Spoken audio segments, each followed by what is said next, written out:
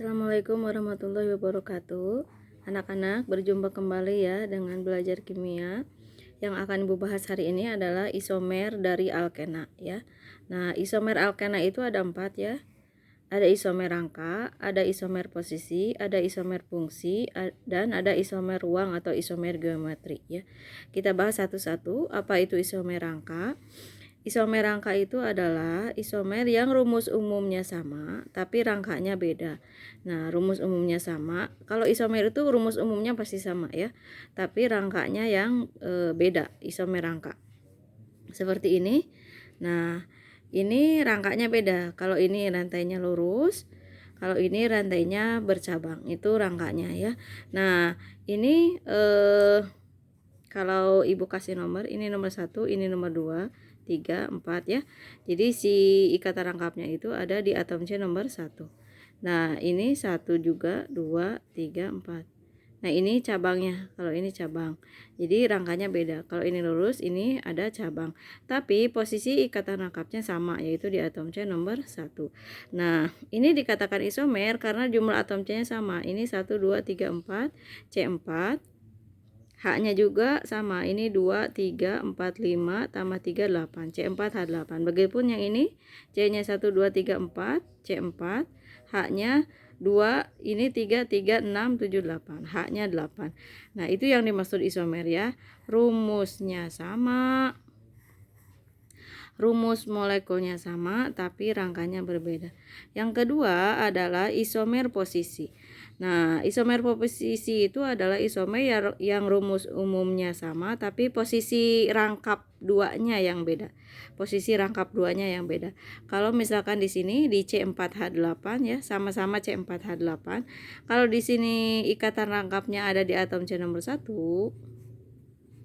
Nah, kalau di sini ikatan rangkapnya ada di atom C nomor 2. Tuh ya, ini yang dimaksud dengan isomer posisi. Jadi yang dimaksud isomer posisi itu adalah posisi ikatan rangkapnya yang beda. Kalau ini di atom C nomor 1, ini di atom C nomor 2. Kita lanjut ke yang ketiga. Yang ketiga adalah isomer fungsi. Yang dimaksud isomer fungsi adalah isomer yang rumus umumnya sama. Rumus umum itu pasti sama ya, tapi gugus fungsinya yang beda. Nah, kalau di sini alkena, kalau di sini sikloalkana ya. Sikloalkana itu adalah strukturnya yang melingkar, kemudian tidak ada. Ini alkana. Alkana itu tidak memiliki ikatan rangkap ya. Nah, ini alkena, ini C4H8 juga ya. Ini C4H8 juga. Ini kan C-nya 4, H-nya 8 sama ya. Itu isomer fungsi. Jadi rumus molekulnya sama tapi gugus fungsinya yang beda. Ini alkena, ini alkana. Ya. Nah, kita lanjut ke yang keempat. Yang keempat itu adalah isomer ruang atau isomer geometri. Isomer geometri ini ada 2, ada cis dan trans ya. Ada isomer geometri cis dan isomer geometri trans. Nah, perbedaannya kalau cis itu sama sejajar. Nah, kalau trans itu sama tapi berseberangan. Apa yang sama? Yang sama adalah yang diikat oleh atom C yang ada ikatan rangkapnya ya. Nah, misalkan di sini ada 2 butena, ini adalah 2 butena. Ikatan rangkapnya ada di atom C nomor 2. Ini nomor 1, 2, 3, 4. Ini 2 butena ya. 2 butena karena C-nya ada 4. Nah, bisa digambarkan strukturnya seperti ini. Ini ikatan rangkapnya, C dengan C, ini C dengan C. C yang ini kan mengikat H, C yang ini mengikat H juga mengikat CH3. Kalau digambarkan seperti ini, C yang satu mengikat H, simpan di atas, CH3-nya simpan di bawah. C yang ini, C yang nomor 3, dia mengikat H juga, mengikat CH3 juga. Nah, H-nya simpan di atas. Jadi ini C nomor 2, ini C nomor 3. Ya, 2, 3. Nah, ini posisi yang samanya ini sejajar. Posisi yang samanya sejajar. HH. Ini juga sejajar yang samanya. CH3 CH3. Ini dinamakan cis. Isomer geometri cis 2 butena. Nah, boleh digambarkan strukturnya seperti ini, boleh ya. C yang nomor 2 H-nya di atas, CH3-nya di bawah. C yang nomor 3 CH3-nya yang di atas, H-nya di bawah. Boleh ya, boleh juga seperti ini. Nah, ini baru trans karena berseberangan yang samanya. Yang samanya berseberangan ya. Nah, ini juga berseberangan yang samanya. Ini adalah trans 2-butena. Nah, kesimpulannya cis-trans itu ada yang sama jadi ada yang sama tapi pada atom C yang beda. Jadi ini kan sama, ini sama. Pada atom C yang beda, ini atom C nomor 2, ini atom C nomor 3. Nah, kalau ini isomer bukan cis-trans kalau yang samanya pada atom C yang sama juga. Jadi dia itu isomer geometri cis-trans kalau yang samanya pada C yang beda. Nah, bukan cis-trans kalau yang samanya ada pada atom C yang sama juga. Nah, ini contohnya seperti ini. Nah, si CH3 ini kan sama ya. Tapi pada atom C yang sama. Di atom C nomor 3. Ini nomor 2, ini nomor 3. Nah, ini bukan cis-trans ya. Ini bukan cis-trans karena yang samanya ada pada atom C yang sama juga ya. Kalau ini kan HH pada atom C yang ini sama tapi pada atom C yang beda. Ini mah di C2, ini di C3. Ini baru isomer cis-trans. Kalau ini yang samanya dua-duanya ada di atom C nomor 3. Jadi ini bukan cis-trans ya. Nah, contoh ke sini soal latihan jumlah isomer C4H8. Kalau kita bikin alkenanya bisa seperti ini, lurus ya, C4 1 2 3 4. Bisa posisi ikatan rangkapnya disimpan di nomor 2 1 2 3 4. Ini dengan ini beda ya. Beda apa posisi ikatan rangkapnya. Ini juga isomer. Nah, kemudian yang ketiga bisa seperti ini, 1 2 3 4, ada cabangnya ke bawah. Jadi kalau alkena itu ada 3 bentuk. Nah, kalau sikloalkana ini bisa seperti ini, kotak, bisa juga seperti ini, segitiga, ada cabang 1. Cabangnya bisa di sini, bisa disimpan di sini juga bisa. Nah, jadi kalau jumlah isomer C4H8 keseluruhannya ada berapa? Ada 5. Kalau alkenanya ada 3, kalau sikloalkananya ada 2. Kalau ditanyakannya keseluruhannya ada 5, gitu ya. Kita lanjutkan ke sifat-sifat alkena. Sifat fisika dari alkena, sifat fisiknya identik dengan alkana, sama ya. Nah, makin alkana juga sama seperti alkena ya, alkena. Makin panjang rantai karbon, maka MR semakin besar. Kalian sudah tahu kemarin udah dijelasin ya. Maka MR semakin besar, maka otomatis titik didihnya juga semakin besar. Kemudian, makin banyak percabangan, semakin turun titik didihnya. Jadi makin banyak cabang, titik didih semakin turun. Itu sudah tahu seperti alkana ya. Kemudian yang ketiga, suka larut dalam air tapi mudah larut dalam pelarut yang kurang polar. Tuh ya, itu sifat fisiknya.